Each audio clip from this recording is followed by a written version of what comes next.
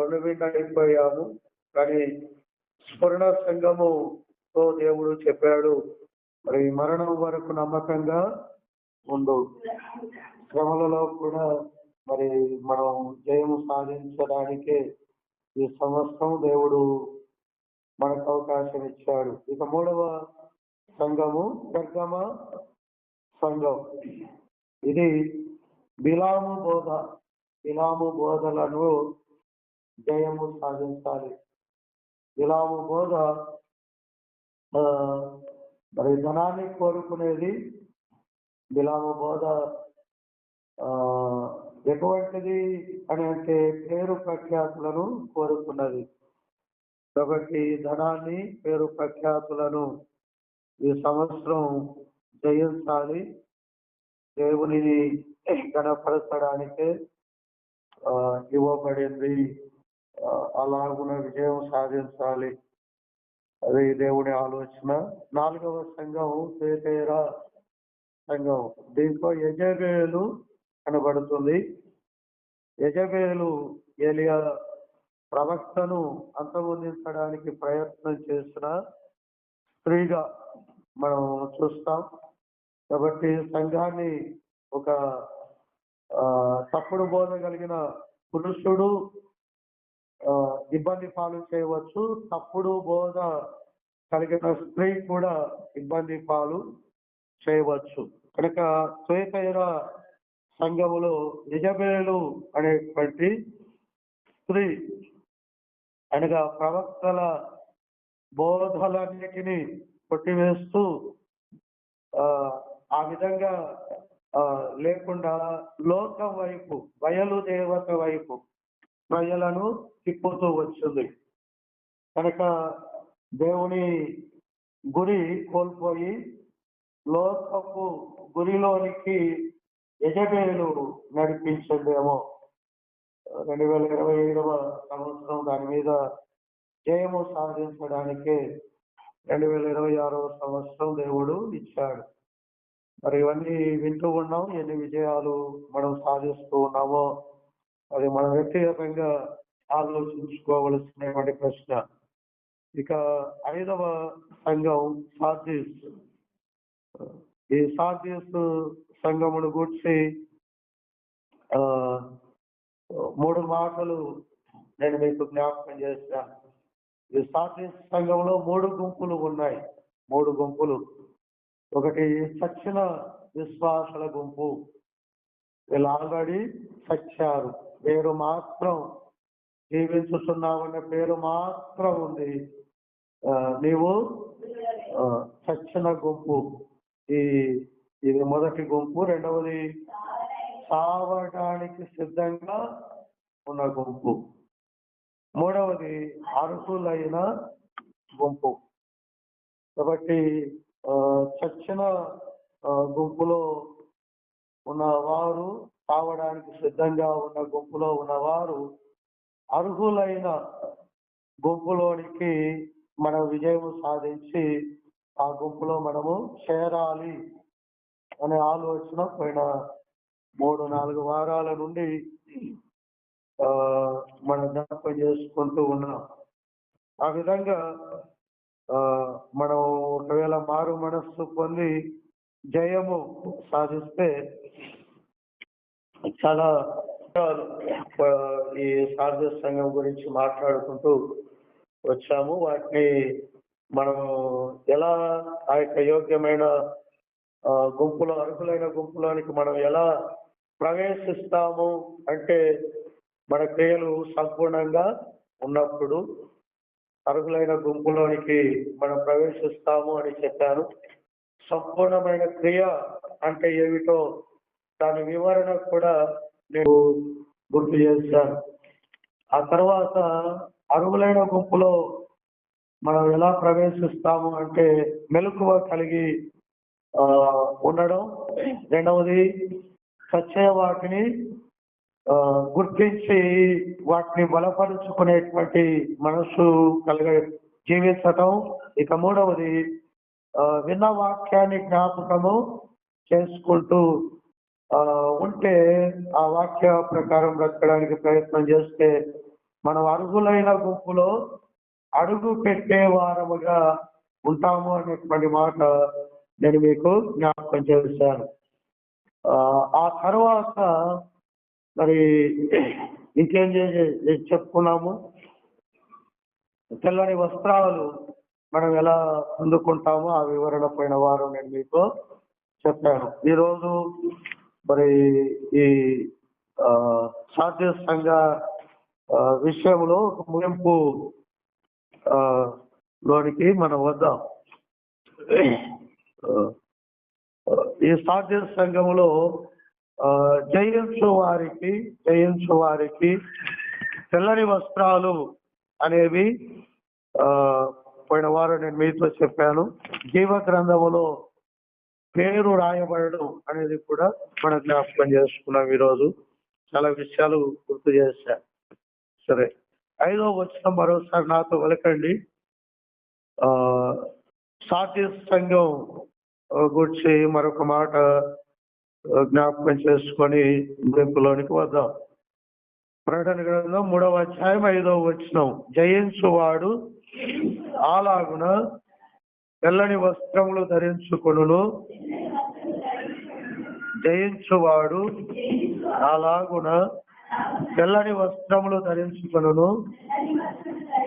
జీవ గ్రంథములో నుండి అతని పేరు ఎంత మాత్రమును తుడుపు పెట్టక నా తండ్రి ఎదుటను ఆయన దూతల ఎదుటను అతని పేరు ఒప్పుకొందును. నా తండ్రి ఎదుటను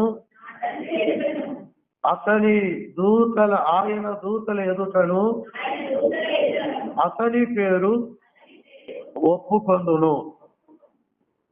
ఈ సాధ్య సంఘం చాలా పాఠాలు మనం నేర్చుకోవలసి ఉంది. సరే, ముగింపులోనికి తేవడానికి ప్రయత్నం చేస్తాను. జయించువానికి తెల్లని వస్త్రాలు, ఎలా జయించి అర్హులైన గుంపులో చేరాలో ఆ వివరణ అంతా మనం నేర్చుకున్నాం. జయిస్తే తెల్లని వస్త్రాలు ఎవరికి ఇవ్వబడతాయో మనం నేర్చుకున్నాము. జయిస్తే జీవ గ్రంథంలో పేర్లు ఎలా రాయబడతాయి, అక్కడ ఉన్న భద్రత, భాగ్యం ఏమిటో నేను మీకు గుర్తు చేస్తాను. ఇక జయిస్తే మరొక అద్భుతమైన ఘట్టం అనాలి దీనిని. అదేమిటి అంటే, జయించువాడిని నా తండ్రి ఎదుట, చెప్పండి, నా తండ్రి ఎదుటను ఆయన దూతల ఎదుటను అతని పేరు ఒప్పుకొందును. ఇది ఒక ఏమనాలి, ఘనమైన ఘట్టం. పరలోకములో జరిగే ఘనమైన ఘట్టం ఇది. జయించు వాడికి తెల్లని వస్త్రాలు, నువ్వు డ్రెస్, అక్కడ ప్రత్యేకంగా నీ డ్రెస్ లో నువ్వు ఉంటావు. జయించు వాడికి అనగా తెల్లని డ్రెస్ వేసుకున్న ఆ వ్యక్తి పేరు జీవ గ్రంథంలో ఉంది. ఆ పేరు చదవబడుతుంది. ఈ తెల్లని వస్త్రాలు వేసుకున్న వ్యక్తి జీవ గ్రంథంలో ఆ పేరు చదవబడిన వెంటనే ముందుకు వచ్చి నిలబడతాడు. అప్పుడు యేసు అనేటువంటి నీ రక్షకుడు నీ పేరును తండ్రి ఎదుట, ఆయన దూతల ఎదుట నిన్ను ఒప్పుకుంటాడు. మీరు ఊహించుకోవాలి, మీ కళ్ళ ఎదురుగా ఊహించుకోవాలి. అప్పుడు ఈ విషయం ఎంత ఘనమైనదో కనబడుతుంది. జయించు వాడికి ఏమి జయము అంటే, చచ్చినోడిగా ఉన్నావు, యేసుని నమ్మావు, చచ్చిన జీవితమే కాబట్టి దాంట్లో నుండి విజయం. రెండవది, చచ్చిపోయే గుంపులో ఉన్నావనుకోండి, చావ సిద్ధమై ఉన్న క్రియలను బ్రతికించుకొని అర్హులైన, అనగా తమ వస్త్రములు అపవిత్రపరచుకొనని అర్హులైన ఆ గుంపులోనికి నువ్వు చేరి నువ్వు జయాన్ని సాధిస్తే దేవుడు తెల్లని వస్త్రాలు ఇచ్చాడు. ఆ తెల్లని వస్త్రాలు ఇవ్వబడిన నీ పేరు జీవ గ్రంథములో ఉండగా ఆ చదవబడింది. చదవబడిన వెంటనే నీవు లేచి నీ ప్రభువుతో ఆ తండ్రి ఎదురుగా వచ్చి నిలబడినప్పుడు నీ పక్కన ఉన్నటువంటి నీ ప్రభువైన యేసు ఆ తండ్రి ఎదుట ఆయన దూతల ఎదుట నీ పేరు ఆయన ఒప్పుకుంటాడు. ఆయన ఒప్పుకుంటాడు. చదువుకున్న వారికి ఈ విషయం కొంత అర్థమయ్యే అవకాశం ఉంది. అంటే చదువురాని వారికి అర్థం కాదా, అందుకే మీరు ఊహించుకోండి అని చెప్పాను. నాకు తెల్లని వస్త్రాలు ఇవ్వబడ్డాయి, ఇదిగో ఈ పేరు చదవబడింది, నేను ఇక్కడికి వచ్చి నిలబడ్డాను, నా పక్కన యేసయ్య ఉన్నాడు, ఆయన పక్కన నేనున్నాను, మా ఇద్దరికి ఎదురుగా తండ్రి దేవుడు ఉన్నాడు, ఆయన చుట్టూ దూతలు, ఆయన చుట్టూ దూతలు, నేను ఇక్కడ ఆ యేసు ఇక్కడ, మేమిద్దరము ఇలాగున్నాము, మా ఎదురుగా తండ్రి ఉన్నాడు, ఆయన చుట్టూ దూతలు ఉన్నారు. మరి మా వెనక 1,000,000,000 విశ్వాసులు ఉన్నారు. ఎంతమంది ఉన్నారు? 1,000,000,000 విశ్వాసులు ఉన్నారు. మా ముఖాలు అటువైపు అక్కడ ఎవరున్నారు అంటే తండ్రి అయిన దేవుడు, ఆయన దూత సమూహం, నేను పక్కన నా యేసు. కాబట్టి ఈ ఈ గంభీరమైన వాతావరణములో నేను నిలబడి ఉండగా నా పక్కన ఉన్నటువంటి యేసు తండ్రి ఎదుట ఆయన దూతల ఎదుట నా పేరు ఒప్పుకుంటూ ఉన్నాడు. ఇతడు నా కుమారుడు, నా పేరు చెబుతారు. చదువుకున్నటువంటి వారు వాళ్ళ పేర్లు, ఇప్పుడు పేర్లు లేవు, అన్ని నెంబర్లే. ఎక్కడికి పోయినా ఆధార్ కార్డు నెంబర్ చెప్పంటారు, అంతేగా. కాబట్టి అన్ని నెంబర్లు అయిపోయినాయి. అలాగనే ఇప్పుడు రిజల్ట్ కూడా పేపర్లో వస్తుంది, అది కూడా నెంబరే. దాన్ని చూసినప్పుడు ఆ నెంబర్ ఉన్నటువంటి వారు సంతోషిస్తారు. అలాగున మా చదువులు డిగ్రీ కానీ, పీజీ అని, డాక్టరేట్ కానీ, అవి చదివి కాన్వకేషన్ అని, గ్రాడ్యుయేషన్ అని, అది ప్రత్యేకంగా ఒక కూడికి ఏర్పాటు చేస్తారు. దానికి పద్ధతి అది 2 సంవత్సరాల కోర్సు కావచ్చు, 5 సంవత్సరాల కోర్సు కావచ్చు. ఎంబీబీఎస్ అయితే, బైబుల్ కాలేజ్ అయితే కొన్ని 4 సంవత్సరాల కోర్సులు, కొన్ని 5 సంవత్సరాల కోర్సులు ఉంటాయి. అదంతా అయిపోయిన తర్వాత ఆ కోర్స్ అంతా కంప్లీట్ చేసిన వారికి గ్రాడ్యుయేషన్ సెరిమనీ లేక మరి కాన్వకేషన్ అనేది ఏర్పాటు చేస్తారు. అది ఏమిటి అంటే ఆ రోజున ఆ వ్యక్తికి ఒక సర్టిఫికెట్ ఇవ్వబడుతుంది. ఆ సర్టిఫికెట్ ఏం చెప్తుందంటే ఈ వ్యక్తి ఈ చదువును, అనగా అది డాక్టర్ చదువు అనుకోండి, డాక్టర్ చదువును ఈ వ్యక్తి ఆ కోర్స్ అంతా కంప్లీట్ చేస్తాడని ఆ పత్రం ఇచ్చి పంపిస్తారు. దాన్ని గ్రాడ్యుయేషన్ కాన్వకేషన్ అన్నట్ట. ఆ ప్రజెంటేషన్ సెరమనీలో ఏం జరుగుతుందంటే ఈ వ్యక్తి చదువుకున్నవాడు తన కుటుంబ సభ్యులు పిలుచుకుంటాడు ఆ సెరమనీకి. ఆ ప్రజెంటేషన్ సర్టిఫికేట్ పొందుకునే ఆ కూడికకు ఈయన వారికి తెలిసిన వారిని అందరినీ పిలుచుకుంటాడు, స్నేహితులను పిలుచుకుంటాడు, అదొక పండుగ లాగా చేసుకుంటాడు.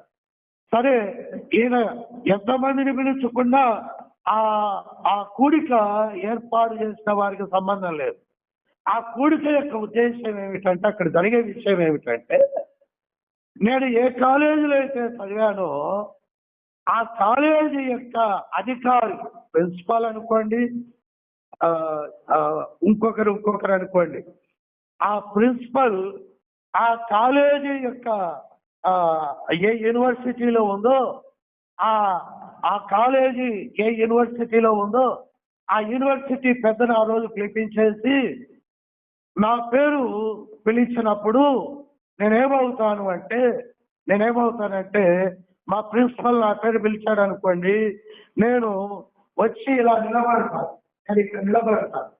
నా ఎదురుగా నేను ఏ కాలేజీ చదివానో ఆ కాలేజీ యూనివర్సిటీకి పెద్ద నా ఎదురుగా ఉంటాడు. నా ఎదురుగా ఉంటాడు. ఆయన ఎదురుగా ఉంటాడు, నేను ఆయనకి ఎదురుగా ఉంటాను. నా కాలేజీ ప్రిన్సిపల్ ఇలా పక్కన ఉంటాడు. ఆయన అంటాడు, ఆయన మాట్లాడుతూ నా గురించి మాట్లాడుతూ పలికే మొదటి పదం ఏమిటంటే, ఐ ప్రజెంట్ దిస్ పర్సన్ అంటాడు. ఐ ప్రజెంట్ దిస్ పర్సన్ అనగా నేనున్నాను, నా ఎదురుగా మా కాలేజీలన్నిటికీ పెద్ద ఆయన ఉన్నాడు. నా పక్కన మా ప్రిన్సిపల్ నిలబడి అంటాడు, ఈ వ్యక్తిని మీకు నేను చూపిస్తున్నాను. ఐ ప్రజెంట్ దిస్ పర్సన్, నా పేరు చెప్తాడు. చెప్పి ఏమంటాడంటే 4 సంవత్సరాలు ఈ కోర్సుకు తగిన విధానములో ఈ వ్యక్తి సిద్ధపడ్డాడు, పరీక్షలు పాస్ అయ్యాడు, కాబట్టి పట్టభద్రుడిగా మీరు పత్రం ఇవ్వండి అంటాడు. పట్టభద్రుడిగా మీరు ఈయనకు పత్రము ఇవ్వండి అంటాడు.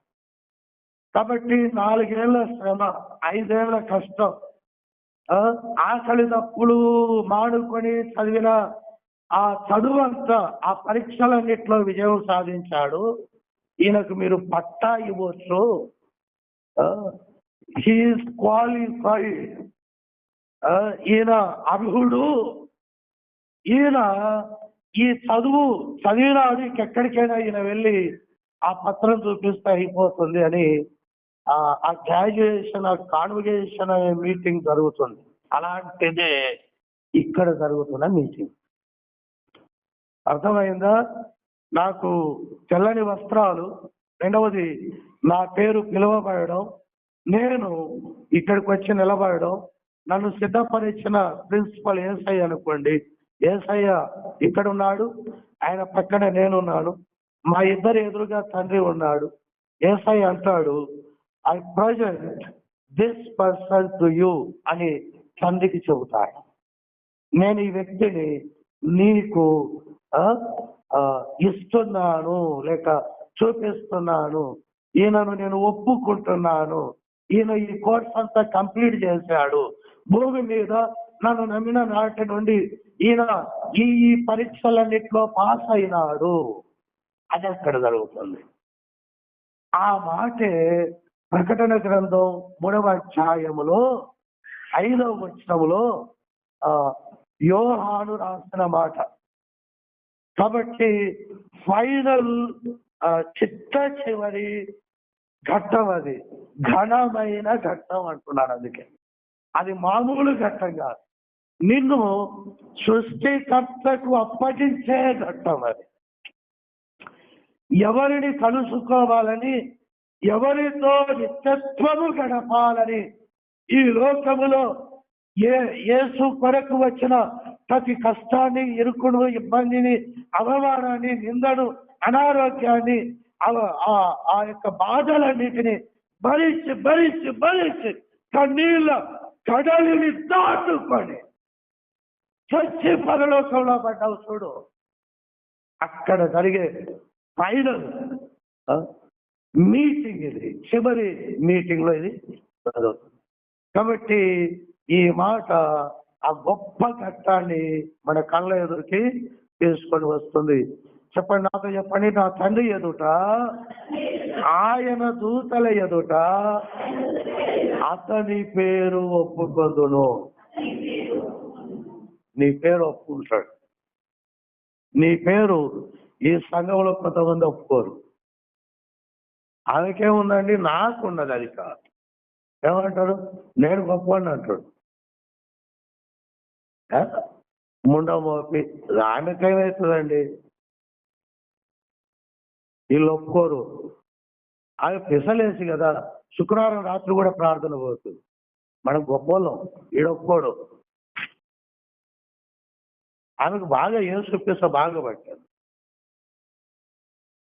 అటువంటి వారందరినీ ఒప్పుకుంటాడు ఆయన.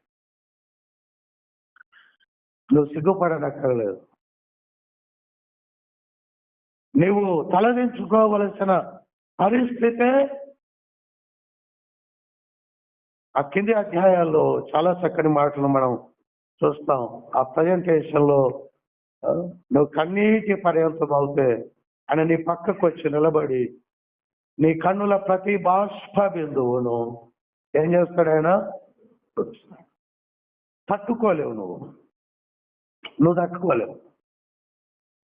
దాన్ని అనుభవించినప్పుడు నువ్వు తట్టుకోలేవు.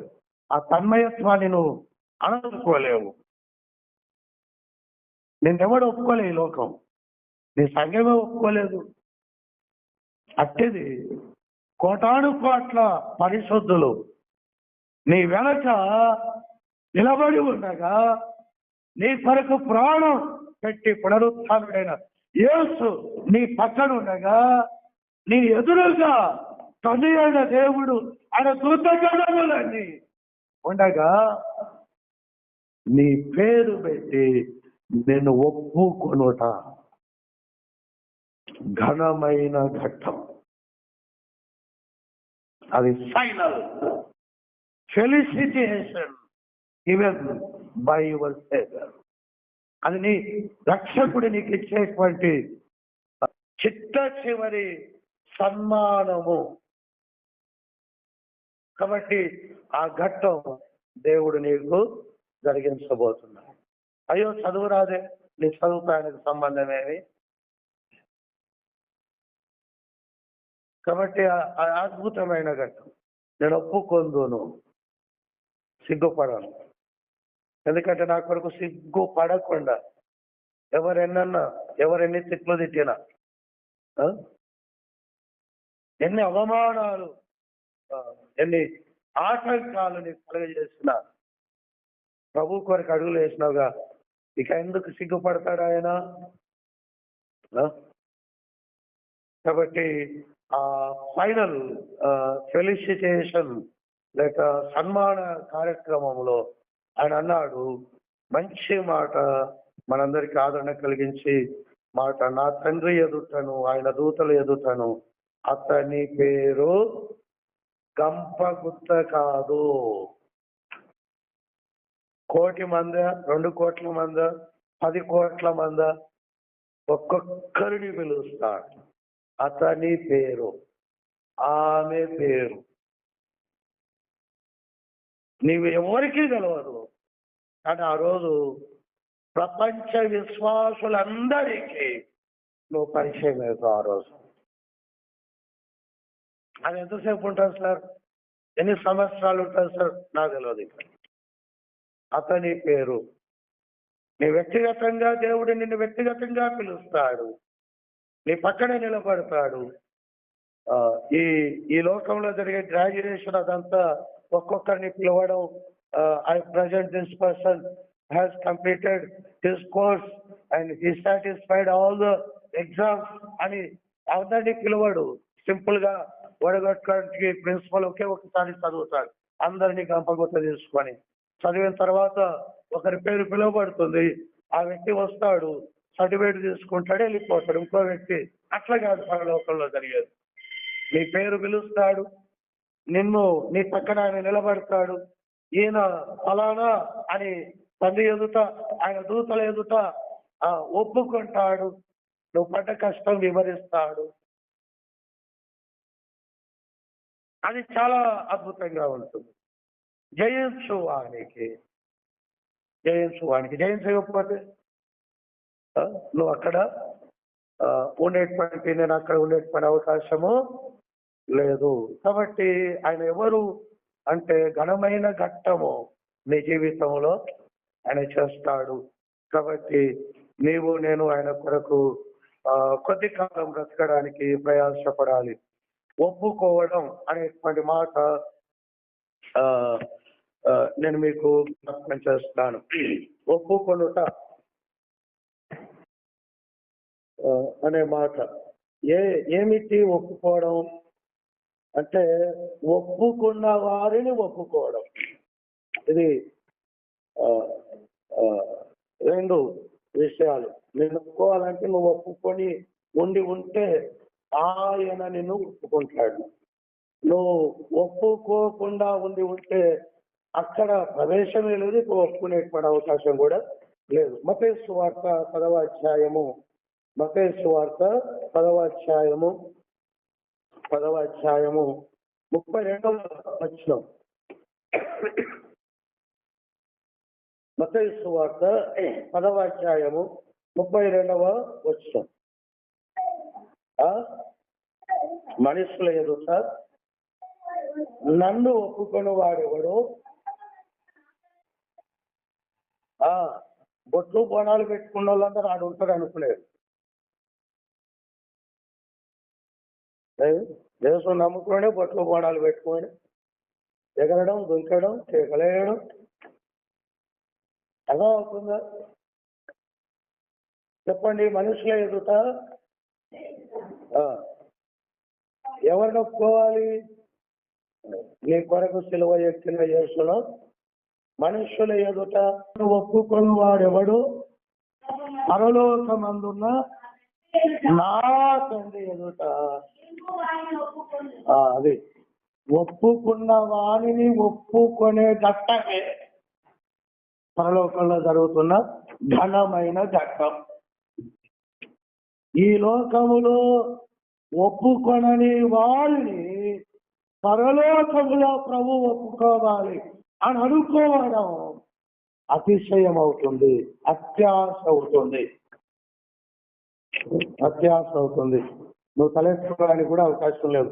ధనవంతుడు ఎవరిని అడుగుతున్నాడు అంటే ధనవంతుడు అబ్రహాముని అడుగుతున్నాడు. ఎందుకంటే దేవుణ్ణి అడగడానికి వాడికి ముఖం ఎక్కడున్నది?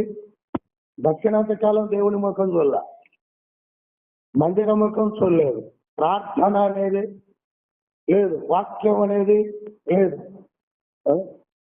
మరి సత్య తర్వాత అగ్నిలో కాల్తుండగా దేవుణ్ణి ఎందుకు జ్ఞాపకం చేసుకునే ధైర్యం వాడికి లేదు.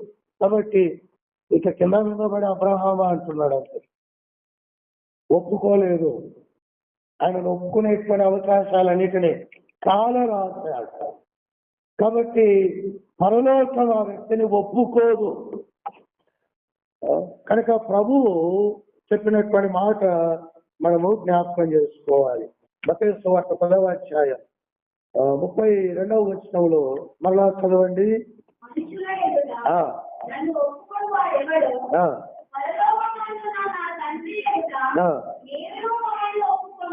మాట తప్పడానికి వచ్చినాం.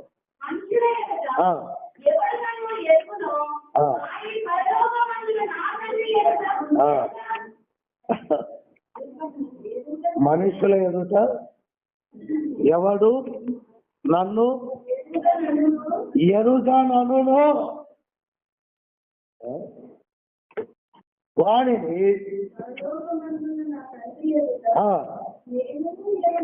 అయిపోయింది.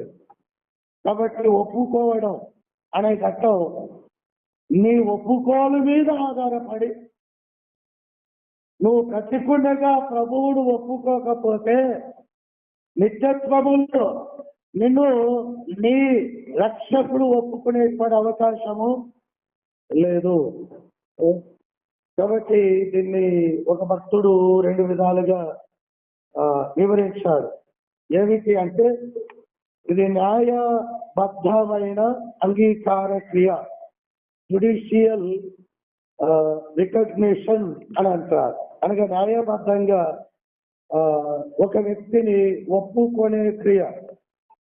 దీనిని 2వ విభాగం ఏమంటారంటే ప్రేమ పూర్వకముగా ఒప్పుకునేటువంటి లవింగ్ రికగ్నిషన్ అంటారు. ప్రేమతో ఒప్పుకునేటువంటి ప్రక్రియ. సరే, అవి పక్కకు పెట్టేస్తే ఒప్పుకోవడం అనేది జరిగే ఘనమైన ఘట్టం. ఇది ఒక విశ్వాసి తన జీవితంలో అనుభవించబోతున్నటువంటి శ్రేష్టమైనటువంటి కార్యము. దీన్ని మనం మనసులో పెట్టుకోవలసినటువంటి వారమై ఉంటున్నాం. కాబట్టి ప్రభువు తెల్లని వస్త్రాలు నీకు ఇస్తాడు. జయిస్తే నీ పేరు జీవగ్రంథంలో రాసి ఆయన పిలుస్తాడు. అప్పుడు నిన్ను తండ్రి ఎదుట, దూతల ఎదుట ఆయన ఒప్పుకుంటాడు. కాబట్టి ఒప్పుకున్న వారిని ఒప్పుకొనే ఘనమైన ఘట్టమే విశ్వాస జీవితంలో జరగబోతున్నది. కాబట్టి ఆ ఘట్టానికి నువ్వు సిద్ధ పడుటకే ఈ సంవత్సరం దేవుడు నీకు అనుగ్రహించాడేమో. పోయిన సంవత్సరంలో నువ్వు ప్రభువును ఆయన అనుకున్నట్లుగా ఒప్పుకోలేదేమో, ప్రజల ఎదుట ఆయన అనుకున్నట్లుగా నీవు ఆయన అంగీకరించలేదేమో. కనుక ఈ సంవత్సరంలోనైనా ప్రజల ఎదుట ఆయనను ఒప్పుకోవడానికి ప్రయత్నం చేయాలి. ఒప్పుకోనుట అనేది 3 భాగాలుగా మనం చూడొచ్చు. ఒక వ్యక్తి భూమి మీద దేవుణ్ణి ఎలా ఒప్పుకోగలుగుతాడు అని అంటే, ఒక మార్గం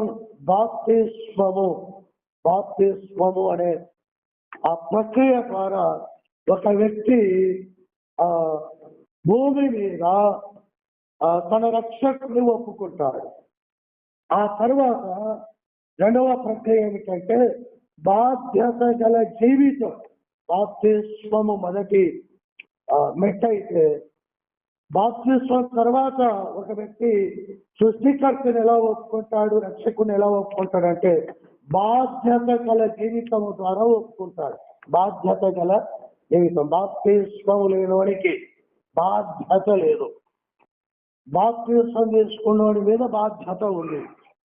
కాబట్టి బాప్తిస్మము ద్వారా ఒక వ్యక్తి రక్షకుని ఒప్పుకుంటాడు ప్రజల సమక్షంలో. రెండవ విధానం ఏమిటంటే బాధ్యత గల జీవితము ద్వారా ఒక వ్యక్తి ప్రజల మధ్య దేవుని ఒప్పుకుంటాడు. మూడవది భారము కలిగిన బ్రతుకు ద్వారా ఆ వ్యక్తి ప్రభువును ఒప్పుకుంటాడు. 3 మెట్లు. ఒకటి బాప్తిస్మము ద్వారా మనం ఒప్పుకుంటాం. ఆ తర్వాత బాధ్యతాయుతమైన జీవితం ద్వారా ప్రభువును ఒప్పుకుంటాం.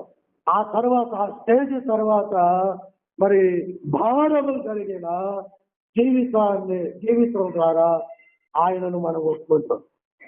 ఈ 3 ఒకదాని తర్వాత ఒకటి జరుగుతాయి. ఈ 3 ఏది జరగకపోయినా నువ్వు ఒప్పుకోనట్లే. ఒకదానికోటి లింక్. బాప్తిస్మము అనేది ఒరిజినల్ అయితే బాధ్యత కలిగిన జీవితం వస్తుంది. బాప్తిస్మము బాధ్యత గల జీవితం 2 ఒరిజినల్ అయితే భారం కలిగి ప్రభువును మనం ఒప్పుకోవడం మొదలు పెడతాం. ఈ తేడా ఏమిటో మీకు వివరిస్తాను. బాప్తిస్మము మొదటి మెట్టు, రెండవది బాధ్యత గల జీవితం రెండవ మెట్టు, మూడవది భారము కలిగి ఆయనను ఒప్పుకోవడం మూడవ మెట్టు. బాప్తిస్మం. ఇంతవరకు మొదటి వాక్యాన్ని వివరించడానికి తప్పనిసరిగా ఆ మాట నేను చెప్పవలసి వచ్చింది. పరలోకపు జీవ గ్రంథంలో మీ పేరు, కాబట్టి అది ఊరికే రాయబడదు. అది అందరి పేర్లు దాంట్లో రాయబడవు. నీది ఒరిజినల్ బాప్తిజం అయి ఉండాలి. కాబట్టి బాప్తిస్మం అనేది ఏదో నేను తీసుకున్నాను అంటాడు అంటుంది, కానీ దానికి ఆయన జీవితానికి మ్యాచ్ కాదు. బాప్తిస్మానికి జీవితానికి మ్యాచ్ కాదు. అందుకే ఆ విషయం కఠినంగా మనం మాట్లాడుకోవలసి వచ్చింది. బాప్తిస్మం తీసుకున్న వారు మ్యాచింగ్ అయ్యారు కదా. వీరు అపోస్తలుల బోధ యందు, సహవాసమందు, రొట్టె విరుచుటయందు. బాప్తిస్మం అనేది పండగను కూడా పక్కకు పారేసింది. పాపాన్ని కడుక్కోవడానికి కన్నీటిని కార్చింది బాప్తిస్మం. ఇక అయిపోయింది, నాకు మొత్తం పరలోకానికి టికెట్ తీసుకుంటున్నాను అని ఉల్లాసంతో వాళ్ళు బాప్తిస్మం తీసుకోలేదు. పాపాన్ని కన్నీటితో కడుక్కుంటూ బాప్తిస్మము వారు తీసుకున్నారు. ఆ 3,000 మంది. మిగిలిన వారు విన్నారు కానీ అంగీకరించలేదు. తర్వాత చూద్దాములే, తర్వాత ఆలోచన చేద్దాములే. మీరు చెబుతున్నటువంటి మాటలు విని 3,000 మంది బాప్తిస్మం చేసుకున్నారు. వీళ్ళలో ఏదైనా కార్యం జరిగితే 3,001వ వాడిగా నేను ఉన్నాములే అని అనుకొని పండుగ జరుపుకోవడానికి వెళ్ళిన వేల మంది ఉన్నారు. కానీ ప్రభు యొక్క వాక్యం అంగీకరించి హృదయమందు పొడవబడి బాప్తిస్మము తీసుకున్న వారు అక్కడ మనకు కనబడతారు. ఒక్క మాట నేను మీతో చెప్పి ఆ రెండవ స్టెప్ లోనికి మనం వెళ్తాం. బాప్తిస్మము అంటే అక్కడ ఎలా మనము అంగీకరిస్తున్నాము అంటే ఆయన ఎలా మనము ఒప్పుకుంటున్నాము అంటే బాప్తిస్మం దగ్గర రోమీలకు రాసినటువంటి పత్రిక 10వ అధ్యాయము, రోమీలకు రాసిన పత్రిక 10వ అధ్యాయం 9వ వచనం చూడండి. బాప్తిస్మం దగ్గర మనం ఎలా ఒప్పుకుంటున్నాము ఆయనను అంటే రోమా పత్రిక 10వ అధ్యాయం 9వ వచనం ఏమనగా అర్థమవుతుందా? ఆయన ఏమని ఒప్పుకుంటావు? బాప్తిస్మం అవుతున్నా యేసు ఎవరట? హి ఈజ్ మై లార్డ్, ఆయన నా ప్రభువు అని మనం ఏం చేస్తున్నాము? బాప్తిస్మం దగ్గర యేసు ప్రభువు అని ఒప్పుకుంటూ ఉన్నాం. యేసు ఎవరు అంటే ప్రభువు అవుతున్నాడు. ప్రభువు గ్రీకులో కురియోస్ అనేటువంటి పదం వాడబడింది. కురియోస్ అంటే అర్థం ఏమిటంటే పరిపాలకుడు. బాప్తిస్మము తీసుకోవడంత వరకు నేను ఏమని ఒప్పుకున్నానంటే నాకు నేనే పరిపాలకుడిని కదా, నేనే రాజు, నేనే మంత్రి. నిన్ను ఆపగలిగిన వాడేవాడు? నా ఇష్టం భయ అన్నావు. నాకు ఇష్టమైతే మొక్కుకుంటాను, నాకు ఇష్టమైంది తింటాను, నాకు ఇష్టమైంది తాగుతాను, నాకు ఇష్టమైనది చూస్తాను, నాకు ఇష్టమైనది మాట్లాడుతాను, నాకు ఇష్టమైనది నేను లోకంలో నుండి నా ఇంట్లో తెచ్చిపెట్టి నా ఇష్టం బాప్తిస్మానికి ముందు. కానీ బాప్తిస్మం దగ్గర ఏమని ఒప్పుకుంటున్నావంటే యేసు ప్రభువు అని ఒప్పుకుంటున్నావు. ఇంతకుముందు ఏవేవో నాకు ప్రభువు అని ఒప్పుకున్న వాణ్ణి బాప్తిస్మము రోజున యేసే నా ప్రభు అని ఒప్పుకోవడం. యేసు అంటే ఉద్యోగం ఇచ్చేకూడానా? రోగాలు తీసేసేకూడానా? డాక్టర్ అనా? యేసు అంటే దయ్యాలు పోగొట్టేకూడానా? కాదు. యేసు అంటే అర్థం ఏమిటంటే మత్తయి 1:21లో చెప్పబడినట్టుగా తన ప్రజలను వారి పాపముల నుండి, అది ఆ యేసు అద్భుతాలు చేసే యేసును కాదు.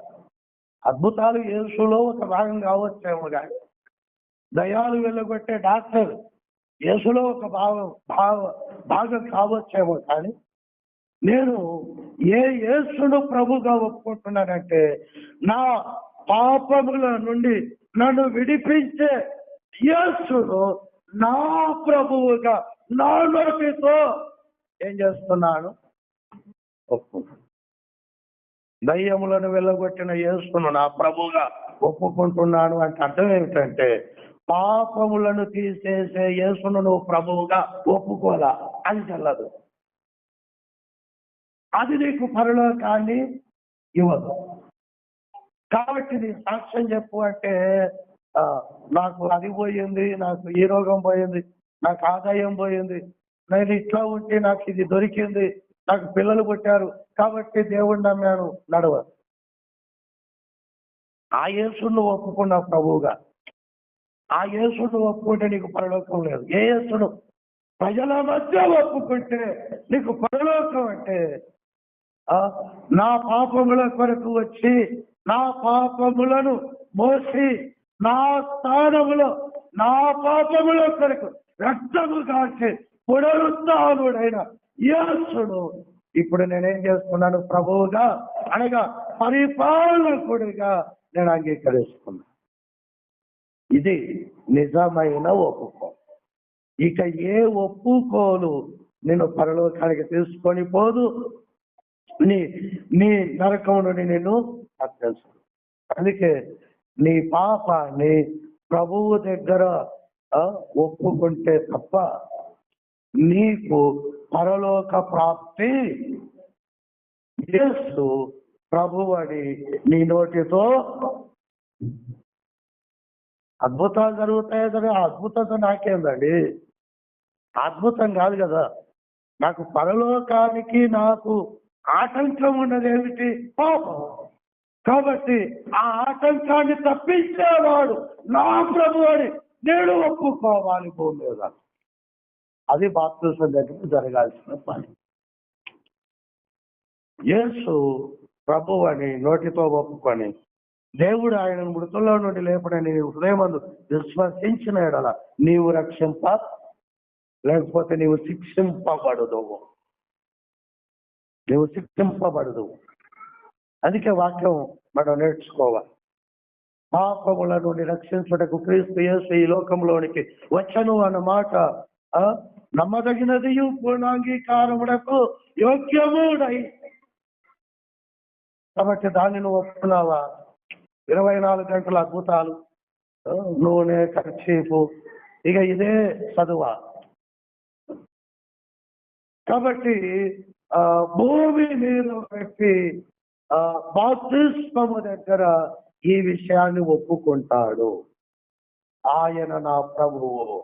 He becomes my Lord, myself becomes his slave. ఆయనకు నేను దాసుని అయిపోతాను. ఆయన నాకు ప్రభువై. యేసు ఈ లోకంలోనికి రావటానికి మీరు పదే పదే చెప్పిన మాట మరి అన్నది ప్రభువు దాసు. ఈ 2 పదాలు నీ జీవితంలో పక్క పక్కన ఉండాలి. ఆమె అన్నది నా గర్భంలోనికి రాబోతున్న వాడు ప్రభువు, నేను దాసురాలిని. ఈ ఒప్పుకోలు లేకపోతే పరలోకములో నన్ను యేసు ఒప్పుకోడు.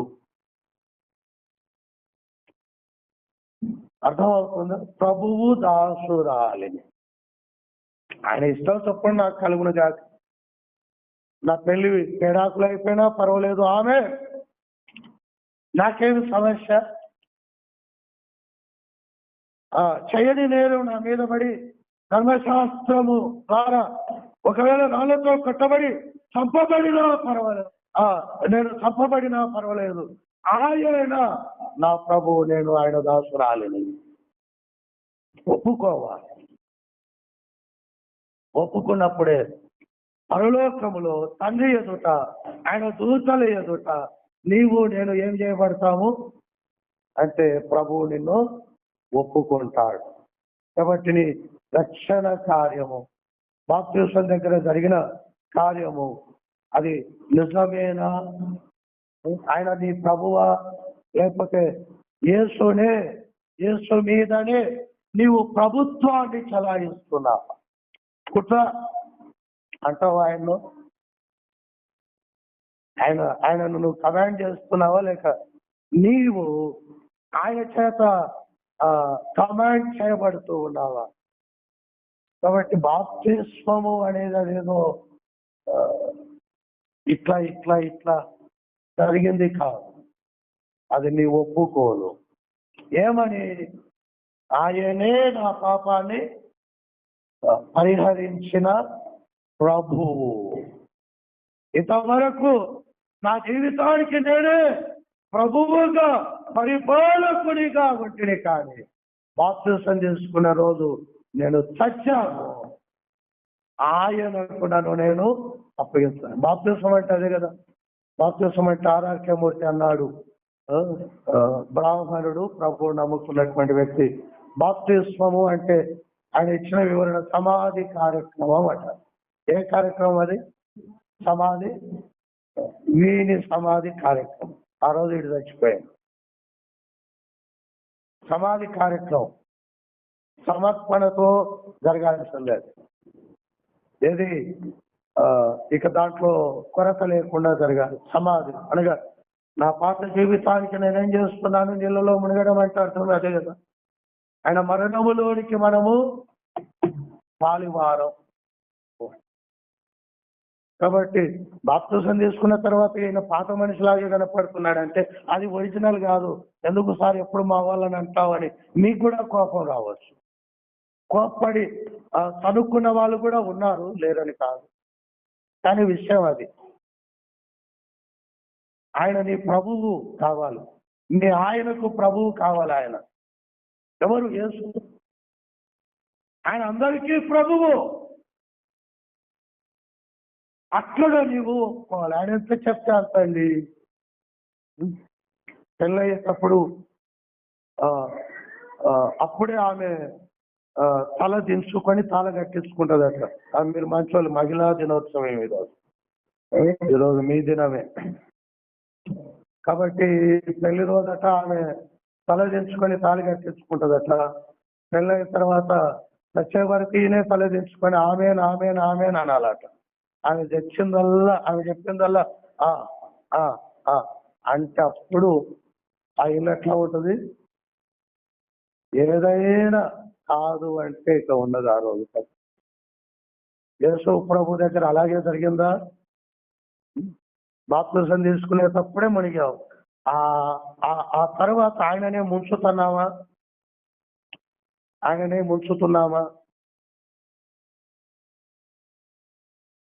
కాబట్టి ఆయన ప్రభువేనా? ఆది సంఘములో అది కొట్టొచ్చినట్లు కనబడింది. అని వీళ్ళు మారిపోయారా? వాళ్ళు తమకు కలిగిన సమస్తమును ఏం చేశారు? అపోస్తల పాదము యొద్ద మీ ఆస్తులన్నీ పెట్టమని అంటలేను, సమర్పణ గురించి చెప్తున్నాను. ఒరిజినల్ బ్యాప్టిజం అలా పనిచేస్తుంది. ఆయనగా అపోస్తల కార్యం 9వ అధ్యాయంలో పౌలు మీకు తెలుసుగా, పౌలు ఆయన చంపేవాడు. కానీ ప్రభు ఎప్పుడైతే ప్రత్యక్షమయ్యాడో ఆయన బాప్తిసం తీసుకున్న తర్వాత ఏమైపోయాడు చూడండి. అపోస్తల కార్యం 9వ అధ్యాయం అనుకుంటా, రైట్? అపోస్తల కార్యములు 9వ అధ్యాయం.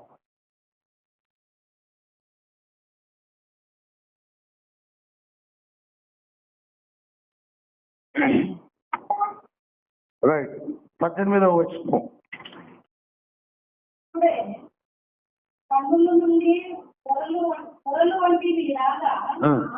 రాలగా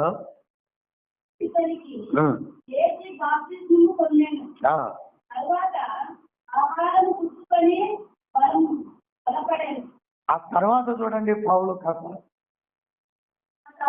చంపేటోడు ఏమైపోయాడు? యేసు కొరకు చచ్చేవాడిలాగా కింద పడ్డప్పుడే అయిపోయింది మౌడి స్టోరీ. ఏమన్నాడు కింద పడ్డప్పుడు? చూడండి 5వ వచనం.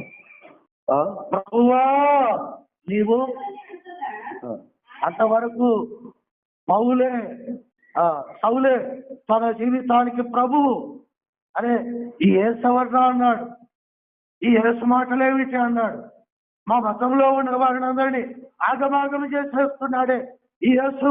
తన బోధన ద్వారా మా మతస్థులందరినీ ఆక్రమించుకుంటున్నాడే అని మత ఉగ్రవాదిగా ఉన్నటువంటి సౌలు యేసుక్రీస్తు ద్వారా దర్శించబడ్డప్పుడు ఆయన తేజస్సు ఈ సౌలు చుట్టూ ప్రకాశింపబడ్డప్పుడు ఆయన కింద పడిపోయి ఏమన్నాడంటే, ప్రభువా నీవెవడవు అనగా ఆయన అన్నాడు, నేను నీవు హింసించుతున్నా యేసుని హింసించాను. బాప్తిసం తర్వాత యేసు కొరకు హింసలు పడ్డా. అది నిజమైన బాప్తిసం. బాప్తిస్మానికి ముందు యేసుని హింసించిన, బాప్తిసం తర్వాత యేసు కొరకు హింసలు పడతాం. ఇక ఇంతకన్నా వివరంగా నేను చెప్పే పరిస్థితి లేదు. ఇంతకన్నా దీనికి మించి నేను చెప్పలేను. కాబట్టి నీ ఒరిజినల్ బ్యాప్టిజం అనేది నీ ఒప్పుకోలును తెలియచేస్తుంది. కనుక యేసు ప్రభు అని నీ నోటితో ఒప్పుకోని. కాబట్టి నీవు అది నిజంగానే ఒప్పుకున్నావా? ఏదో కేసు చేసుకున్నాం, పెళ్లి చేసుకున్నామని ఒప్పుకున్నావా? ఇంకో దాని కొరకు ఒప్పుకున్నావో నాకు తెలియదు. నిజంగా నీవు ఒప్పుకుంటే ఇదిగో ప్రకటన 3:5 చెప్పబడినట్లుగా తెల్లని వస్త్రములు ధరించుకున్నటువంటి నీ పేరు జీవగ్రంథంలో నుండి పిలువబడినప్పుడు ఆయన నిన్ను తండ్రి ఎదుట ఆయన దూతల ఎదుట ఒప్పుకొనును. బాప్తిస్మం రోజున యేసును ప్రభువుగా ఒప్పుకోవాలి. ఆయన ప్రభువు అవుతాడు, నువ్వు ఆయనకు బానిస అవుతావు. అందుకే పౌలు అన్నాడు, క్రీస్తు యేసు దాసుడు. ఆయన తనను తాను పరిచయం చేసుకున్నాడు. పాత సౌలు చచ్చిపోయాడు, ఇప్పుడు ఆయన దాసుడు అయిపోయాడు. కనుక ఏమని ఒప్పుకున్నాము అనేది బాప్తిస్మం దగ్గర మనకు వివరించబడింది. ఆ మట్టుకు చాలు. అది 3 స్థలాలలో మనము ఒప్పుకోలు కనబడాలి భూమి మీద. ఒకటి బాప్తిస్మము దగ్గర ఏమని ఒప్పుకోవాలి అక్కడ అంటే, యేసు నా ప్రభు. మ్యాజిక్లు చేసే యేసు నా ప్రభువు కాదు. నేను అనుకున్న మొక్కులను తీర్చే యేసు నా ప్రభువు కాదు. ఇది స్పష్టంగా నీ మనసు నిన్న ఉండాలి. కాబట్టి పాపములను క్షమించే యేసు నా ప్రభువు అనేటువంటి ఒప్పుకోలు మన జీవితంలో జరగాలి.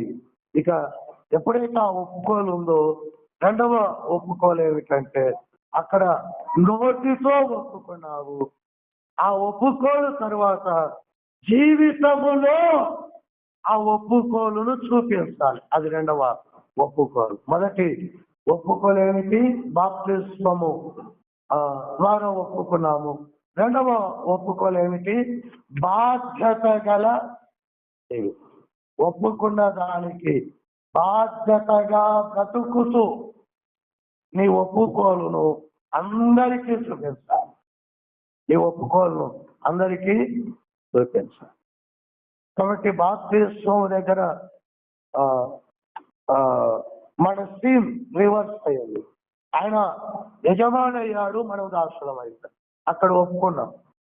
ఇప్పుడు రెండవ స్టెప్ ఏమిటంటే బాధ్యత గల జీవితం. ఇక్కడే ఆ రోజు నుండి మనకు బాధ్యత. మన బాధ్యత ఏమిటంటే ఆయన వాక్య ప్రకారము బ్రతకడం. అది చిన్న వాక్యమా, అది పెద్ద వాక్యమా అనేది అప్రస్తుతం. ఎక్కడున్నా కానీ బాధ్యత గల జీవితం ద్వారా ఆయనను ఒప్పుకుంటూ ఉండాలి. ఏమని? అటు ఉదాహరణకి ఆదివారం ఆరాధన, ఆ రోజులు మీ పని చేసుకోండి, 7వ రోజు కాదు ఆది సంఘం అన్నది ప్రతిరోజు ఆయనదే. అందుకే ప్రతిరోజు దేవాలయంలో అంతవరకు పండగలప్పుడు కూడుకునేవారు. అందుకే పెంతెకోస్తు పండగకు పురుషులందరూ వచ్చారు.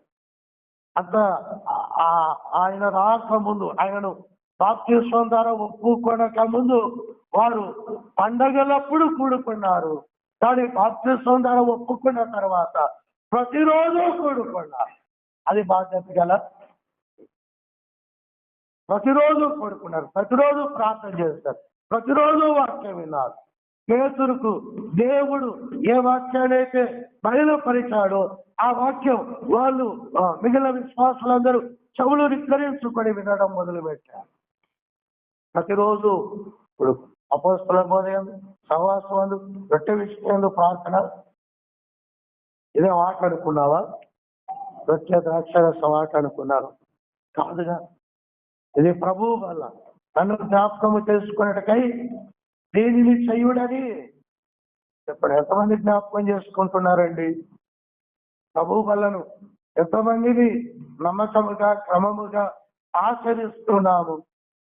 నీ పక్కనున్నటువంటి ఇంటికి ఆదివారం ఖచ్చితంగా మందిరానికి వెళ్తావు అని వారు చెప్పగలరా? బాధ్యత గల జీవితం అంటారు. నువ్వేం చేస్తలేదు, బాధ్యత. ఆదివారమా? నీ బాధ్యత ఏమిటి? వారం అంతా ఎక్కడెక్కడో తిరిగాం, ఎంతో మందినో కలిసాం, ఎన్నో ఎంతగానో లోకంలో తిరిగాం. మరి ఆ రోజుల తరువాత 7వ రోజు పునరుత్థానం ప్రభు దినాన ప్రభు సన్నిధానంలోనికి వచ్చి ఆయన సన్నిధానంలో ఆయన వాక్యమును విని నీ జీవితాన్ని నా జీవితాన్ని ఆ వాక్యపు వెలుగులో చూసుకొని ఎక్కడ దాగు మచ్చ అపవిత్రత కల్మషం ఉందో వాటిని గుర్తించి కడుక్కొని ఒక తీర్మానం చేసుకొని ప్రభు కొరకు ఒక నూతనమైన వ్యక్తిగా సృష్టిగా మారి బయటికి మరలా లోకంలో పోరాటానికి సిద్ధమై వెళ్ళే ఆ బాధ్యత కలిగినటువంటి జీవితం. బడికి పిల్లలు 6 రోజులు పోతారా, 1 రోజు పోతారా? ఒకడు ఆదివారం ఏడుస్తున్నాడట. వాళ్ళమ్మ ఎంత చెప్పినా ఇంటలేడు, వాళ్ళయ్య ఎంత చెప్పినా ఇంటలేడు. అది ఆదివారం. వాడు ఏడుస్తున్నాడట. అరే వాడు ఏడుపు మాట్లాడిరా అని పక్కింటోళ్ళు ఎదురింటోళ్ళు ఎనికింటోళ్ళు అంటే వాడు మాట్లాడలేడు. ఏమి ఇచ్చినా మాట్లాడలేడు. 10 రూపాయలు ఇచ్చాం, ఇదిగో బింగోలు ఇచ్చాం, ఇదిగో వాడికి కొత్త బట్టలు పట్టిస్తామన్నా వాడు మాట్లాడలేడు. ఏడుపడంటే మరి ఎందుకు ఏడుస్తున్నారా వాడంటే వాడు ఈ రోజు బడికి పోతానని ఏడుస్తున్నాడు. ఏ రోజు? ఆదివారం నీకెందుకు రా బడి అంటే వాడు అంటాడట ఈరోజు సారోళ్ళు ఎవరు ఉన్నారు, నేను బడికి పోయి ఆడుకుంటా అంటాడు. సోమవారం నుండి శనివారం వరకు పోను అని ఏడ్చేవాడు ఒక్క ఆదివారం వాడు బడికి పోతా అని ఇదంతా మొత్తం రివర్స్. 6 రోజులు బడికి పోతాను అని ఏడ్చేటువంటి నిజమైన స్టూడెంట్. ఆదివారం మందిరానికి వెళ్తానని ఏడ్చేవాడే నిజమైన విశ్వాసం. నువ్వెట్లా చెప్తావు సార్ అని అంటే కనీసం ఆ రోజు వాడు ఈ గుడి అనే బడిలో ఆ పునరుత్థానుడైనటువంటి యేసు మొక్కలు చూసి ఆయన బలలో పాలు పంపులు పొంది తన యొక్క కల్మషం అంతటిని కడిగేసుకొని ప్రభు యొక్క పునరుత్థాన శక్తి పొందుకొని మిగిలిన 6 రోజులు లోకాన్ని జయించడానికి ఈ ప్రభు దినాన వాడు సిద్ధపాటు పడుతుంది. అసలు సిద్ధపాటు పడటానికి తీసుకుపడతాం. ప్రభువును మనం ఎలా బాధ్యత కలిగిన జీవితం ద్వారా నువ్వు ఒప్పుకోవాలి.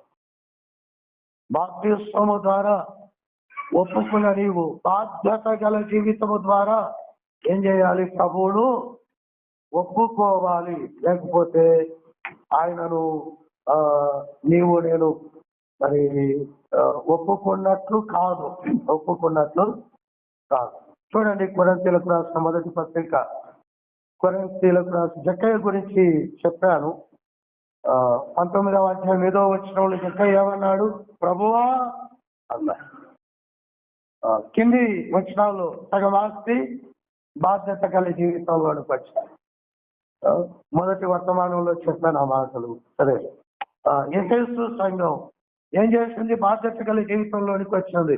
అపోస్తుల కార్యం 19వ అధ్యాయం 18-19 వచనాల్లో మంత్ర విద్య సంబంధించిన పుస్తకాలన్నీ ఏం చేశారు? వారు కాల్ చేస్తారు. ఆ దయ్యాలపై మనకు పనే ఉన్నది, కాల్ చేశారు. సంక్రాంతి, భోగి రోజు ఏం కాల్చాలి?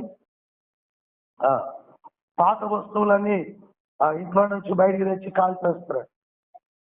భోగి మంటలు అంటారు దాన్ని. అలాగున పాత అలవాట్లన్నిటినీ వాళ్ళు కాల్ చేశారు. ఎఫెసులో ఉన్న విశ్వాసులు అది పెద్ద రాద్ధాంతమైంది. కంసాలి వాళ్ళందరూ ఈ విధంగా కాల్ చేసిన విశ్వాసాల మీద కేసు బనాయించారు. కేసులు పెట్టినా పర్వాలేదు, మేము చేసిన పాపాన్ని ఒప్పుకున్నాం, పాపపు పుస్తకాలను కాల్ చేస్తామని వాళ్ళు దేవుని కొరకు నిలబడ్డారు. బాధ్యత గల జీవితం. కొరింథీయులకు రాసిన మొదటి పత్రిక 9వ అధ్యాయం 27వ వచనం చూడండి. 27వ వచనం, గాలికి కొట్టునట్లు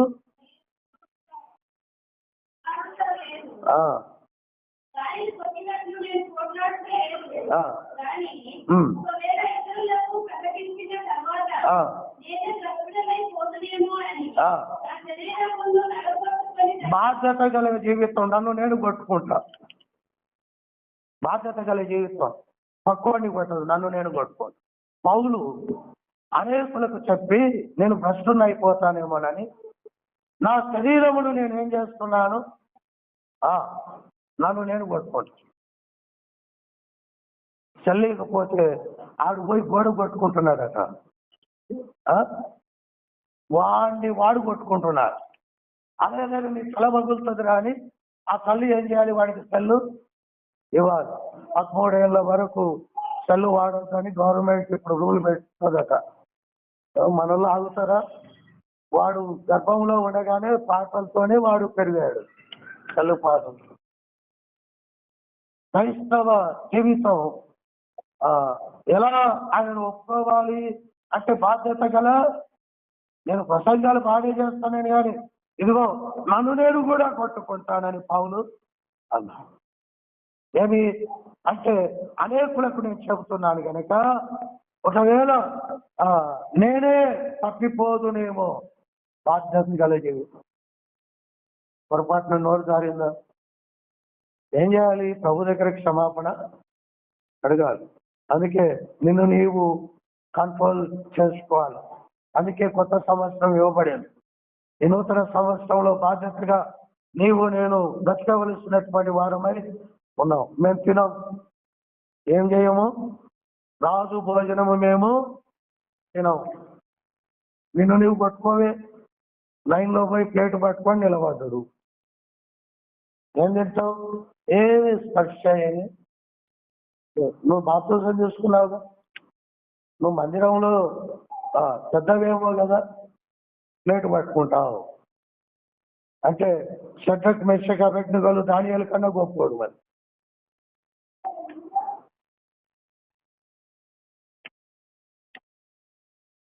ఒక సంవత్సరం కాకుండా ఒక సంవత్సరం అన్నా మారకపోతే ఎందుకండి? మారాలి కదా. ఏం ఒప్పుకోలు మనది? అక్కడ దానికి చేయి, ఇక్కడ దీనికి. ఎంతకాలము రెండు తలంపుల మధ్య మీరు తడబడుచుందురు. యెహోవా దేవుడైతే ఆయనను సేవించండి, బయలు దేవతైతే ఆమెనే సేవించండి. ఎంతకాలం రెండు తలంపుల మధ్య? ఏం సంపాదిస్తావు? పరలోకం అన్న సంపాదించుకో, లేకపోతే ఈ లోకాన్ని సంపాదించుకో. ఆ లోకము నాదే, ఈ లోకము నాదే అని అనుకొని ఎందుకు బాధపడతావు? బాధ్యత గల పౌలు అంతటోడు, జ్ఞానం కలిగిన వాడు, ధర్మశాస్త్రాన్ని వడబోసినటువంటి వాడు, పరిచయుడుగా బ్రతికిన వాడు, బెన్యామీను గోత్రికుడు ఏమన్నాడంటే, నన్ను నేనేం చేస్తాను? నలగొట్టుకుంటాను. నలగొట్టుకున్నారు. ఏంటి? కూరగాయలు వండుకొని తిని. ఏం వండుకొని తిన్నారు వాళ్ళు? కూరగాయలు. మాకెంత కూరగాయలు ఇవ్వండి. ఇప్పుడు చికెన్ బిర్యానీ తిందామంటారా? కూరగాయలు తోటకూర తిందామంటారా? నోరు ఏమడుగుద్ది అంటే చికెన్ బిర్యానీ తిందాం అని అడుగుద్ది. కానీ వాళ్ళు ఏమన్నారంటే వాక్యము కొరకు, వాక్యాన్ని నెరవేర్చడం కొరకు వారు ఏం చేస్తారంటే తమ శరీరాన్ని నలగొట్టుకున్నారు. సింహాల బోనులో పడ్డా పర్వాలేదు కానీ ప్రార్థన మానలేదు. బొమ్మాలు యెరూషలేము తట్టు, యెరూషలేము దేవాలయం తట్టు కిటికీ తెరవబడి ఉండగా దానియేలు యెహోవాకు ప్రార్థన. నా డ్యూటీలో నేను బాగా మునిగిపోయాను సార్. ప్రార్థన చేయడానికి కూడా నాకెక్కడ సమయం ఉంది? కుటుంబ ప్రార్థన ఎవడో పేదోడు పెట్టుకుంటాడు, విధవరాలు పెట్టుకుంటారు. మా ఇంట్లో కుటుంబ ప్రార్థన ఎక్కడ సార్? మా గురించి మీకు తెలియదు, మా గురించి మీకు తెలియదు. ఆ విధవరాలకు పని పాట లేదు, వాళ్ళు పెట్టుకోవాలి. ఇప్పుడు బలవంతంగా మీ ఇళ్లలోకి వస్తున్నా నేను. కుటుంబ ప్రార్థన అంటే ఎప్పుడన్నా ఇప్పుడు నేనే పేరు చెప్తున్నా వస్తున్నా, నువ్వు ఇంటేను లేకుంటే చేతులు గడుపుకొని వెళ్ళిపోతాను. తీర్పు దినాన నీది నీకు, నాది మారలే. జీవితములో బాధ్యత, యేసు నమ్మిన బాధ్యత నీకు నాకు అత్యవసరమై ఉన్నది. ఫిలిప్పీలకు రాసినటువంటి పత్రిక 2వ అధ్యాయము, ఫిలిప్పీ పత్రిక 2వ అధ్యాయము 14వ వచనం. ఫిలిప్పీ పత్రిక 2వ అధ్యాయము 14వ వచనం.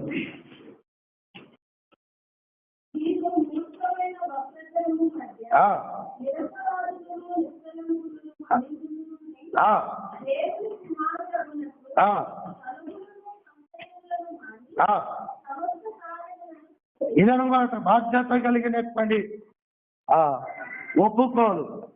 బాప్తిసం తీసుకున్న తర్వాత బాధ్యత గల జీవితం ద్వారా మనము జీవించవలసిన వారమై ఉన్నాం. మీరు మూర్ఖమైన వక్రజనము మధ్య దేవుని నమ్మిన తర్వాత మళ్ళా మనము వక్రజనము ఎలాగైతే పూజలు పురస్కారాలు తిరుగుళ్ళు లోక సంబంధమైనటువంటి క్రమాలు అనుసరించారు, అలాగే ఉండద్దు అని పౌలు చెప్తూ ఉన్నాడు.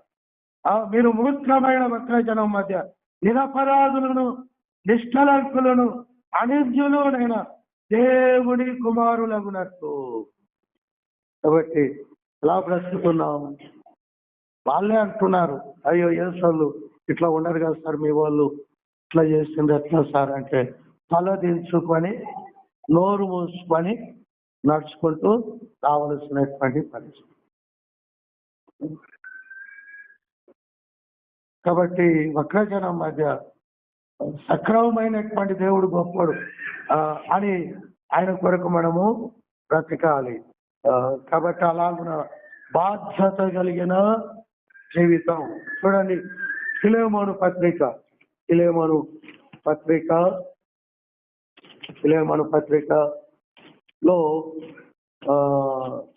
ఒక వ్యక్తి మనకు కనబడతాడు, ఒనేసిము అనేటువంటి వ్యక్తి. ఫిలెమోను పత్రిక, మరి ఒనేసిము అనేటువంటి వ్యక్తి ఏ విధంగా మారిపోయాడు?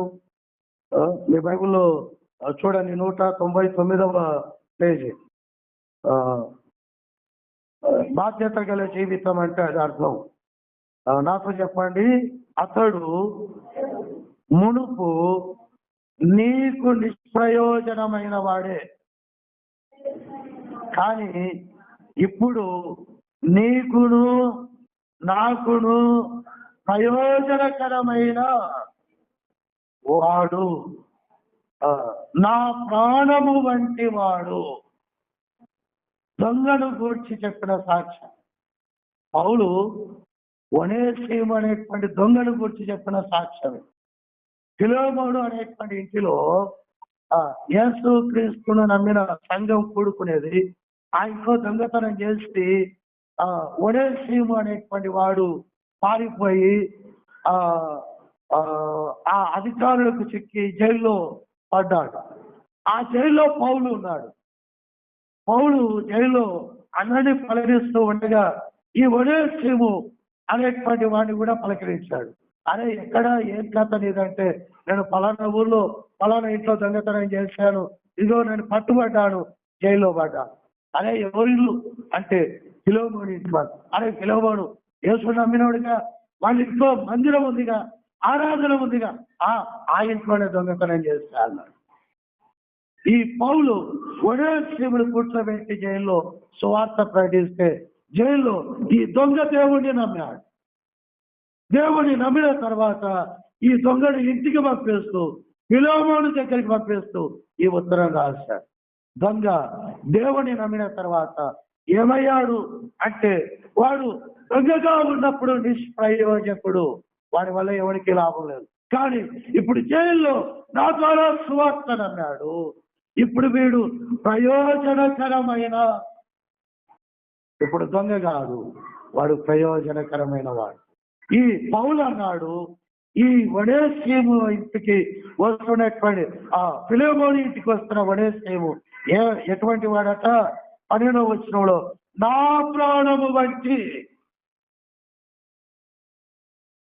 బాధ్యత కలిగిన వాడుగా మారాడు. నువ్వు ప్రయోజనకరమైన వ్యక్తిగా మారు. అర్థమవుతుందా? సంఘానికి నువ్వు ప్రయోజనకరంగా ఉన్నావా? సమాజానికి నువ్వు ప్రయోజనకరమైన వ్యక్తిగా ఉన్నావా? అది ఒప్పుకోవడం అంటే. బాప్తిస్మము ద్వారా ఒప్పుకోవడం. రెండవది, ఆ బాప్తిస్మము తర్వాత బాధ్యత గల జీవితం ద్వారా. బాధ్యత నీకుంది. నీ ఇంటిని గుర్చిన బాధ్యత ఉంది, నీ సంఘానికి గుర్చిన బాధ్యత ఉంది, నీ చుట్టూ ఉన్న వారిని గుర్చిన బాధ్యత. ఈ బాధ్యతలో నువ్వు వాక్యానుసారంగా బ్రతకడమే. నువ్వే ఎక్కువ పని చేయవలసినటువంటి అవసరత లేదు అన్నటువంటి విషయాన్ని నేను మీకు జ్ఞాపకం చేస్తున్నాను. ఇలా చెప్పుకుంటూ పోతే చాలా విషయాలు ఉన్నాయి, సమయం లేదు. ఇక మూడవది చివరిది చెప్పి బల్ల ఆరాధనలోనికి వెళ్ళిపోతాను. మనం ఎలా ఒప్పుకోవాలి అంటే బాప్తిస్మం దగ్గర మన ఆర్డర్ మారిపోతుంది. నువ్వు దాసునివి, దాసురాలివి అయిపోతావు, ఆయన నీ ప్రభు అయిపోతావు. ఆయన పరిపాలకుడు అవుతాడు. నీవు ఏమైపోవాలి అంటే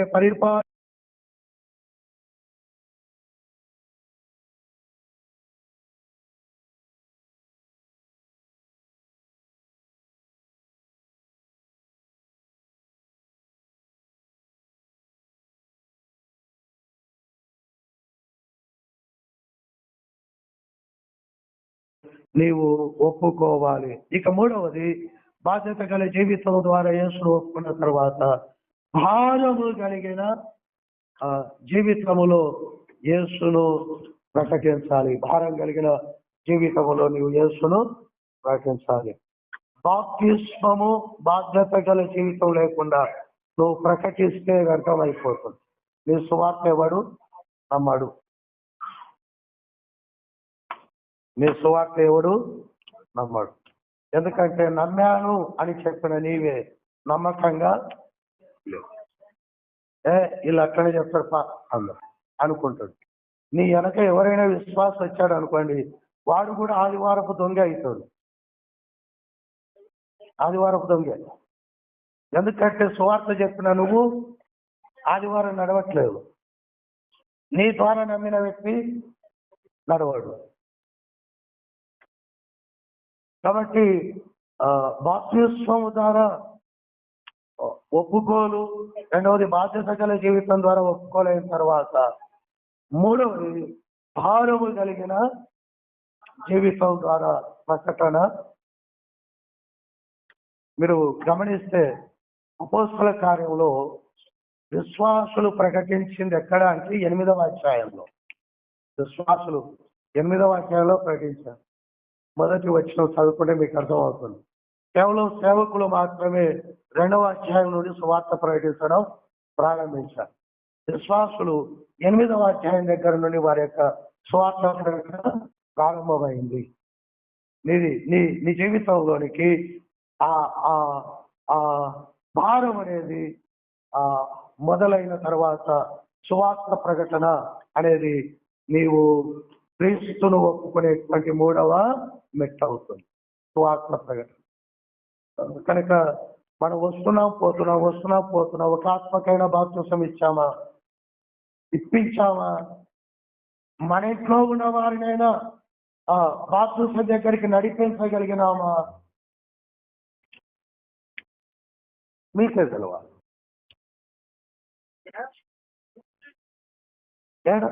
ఏది ఒప్పుకోలేదు, ఏది భారం, ఏది వాళ్ళు బ్రతికినది వస్తే ఎలా?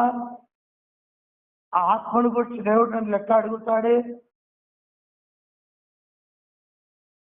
అందుకే పౌలు ఆ భారాన్ని బట్టి అపోస్తల కార్యం 20వ అధ్యాయంలో పౌలు ఆయన సావు దగ్గరికి వెళుతూ ఉండగా ఆయన చెప్పినటువంటి మాట ఏమిటంటే అపోస్తల కార్యం 20వ అధ్యాయంలో చూడండి,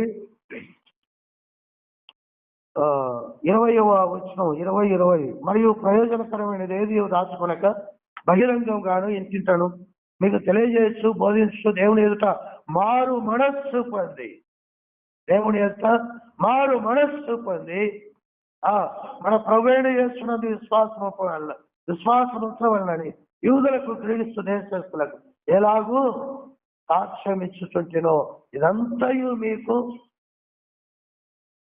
కాబట్టి ఇది 3వ స్టేజ్. ఏది దాచుకోకుండా, మీ ఇంటి వారికి ఏది దాచుకోండి, మీ చుట్టూ ఉన్న వారికి ఏది దాచుకోండి. ఆ భావనము నీలోనికి నాలోనికి రావడం అనేది మన ఒప్పుకోలు యొక్క 3వ స్టేజ్. అపోస్తల కార్యం 4వ అధ్యాయములో యోహాను, పేతురు వారు అధికారులతో చెప్పినటువంటి మాట. అపొస్తలుల కార్యం 4వ అధ్యాయం 20వ వచనంలో మేము కన్న వాటిని విన్న వాటిని చెప్పక ఉండలేము. 3వ స్టేజ్కి వెళ్ళిపోయారు వాళ్ళు. బాప్తిస్మము, 2వది బాధ్యత గల జీవితం, 3వది భారము కలిగి ప్రకటించే ఒప్పుకోలేదు. మేము చెప్పక మీరు చంపండి, మీరు సిలువ వేయండి, మమ్మల్ని ఏమైనా చేయండి, మేము చెప్పక ఉండాలి. చెప్పారు. పౌలు శీలను కొరడాలతో కొట్టి, రక్తాలు తారగతగా కొట్టి, చేతులకు కాళ్ళకు బండలు వేశారు. అర్ధరాత్రి వేళ పౌలు శీలలు పాటలు పాడుతూ ఉండగా భూకంపం వచ్చింది. చెరసాల అధిపతి అయ్యో, చెరసాల్లో ఉన్న వారందరూ కూడా గోడలన్నీ పడిపోవడాన్ని బట్టి వెళ్ళిపోతే నేను రోమా అధికారి ద్వారా చంపబడతానని భయపడి కత్తి తీసుకొని తనను తాను పొడుచుకోబోయినప్పుడు పౌలు అన్నాడు, ఇదిగో మేము ఎక్కడికి పారిపోలేదు, నిన్ను నీవు చంపుకోవద్దని ఆపాడు. అర్ధరాత్రి చెరసాల అధిపతికి సువార్త మేము చెప్పక ఉండలేము. రక్తాలు కారినా మేము చెప్పక, రాత్రంతా తిండి తినక అలసిపోయారుగా, తిండి తినక సొలసిపోయినా మేము సువార్త చెప్పక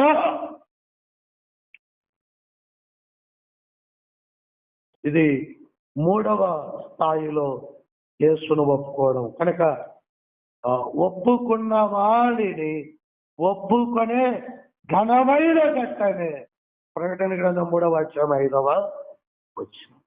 నేను ఒప్పుకోవాలి అంటే భూమి మీద ఈ 3 స్థాయిల్లో నువ్వు ఒప్పుకొనే గట్టిగా ఉండాలి. అప్పుడు తెల్లని వస్త్రాలు ఇవ్వబడతాయి, జీవ గ్రంథంలో పేరు చదవబడుతుంది.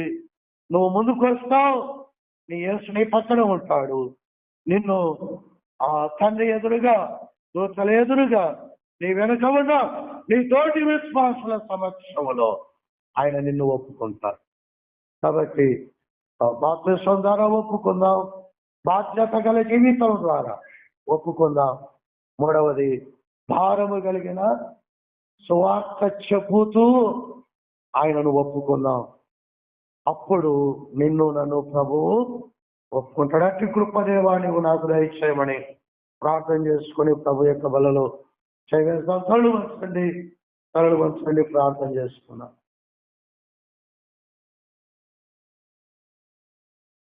జయించువాడిని నా తండ్రి ఎదుటను ఆయన దూతల ఎదుటను నేను ఒప్పుకొందును అని ప్రభు అంటున్నాడు. అది ఘనమైన ఘట్టం. నేను నీ రక్షకుడు తండ్రి అయిన దేవుని ఎదుట ఒప్పుకోవాలి. అది అందరికీ ఇష్టమే, కానీ భూమి మీద నువ్వు ఆయనను ఒప్పుకోవాలి. బాప్తిస్మము ద్వారా ఆయన ప్రభువు, నువ్వు దాసునివి, దాసు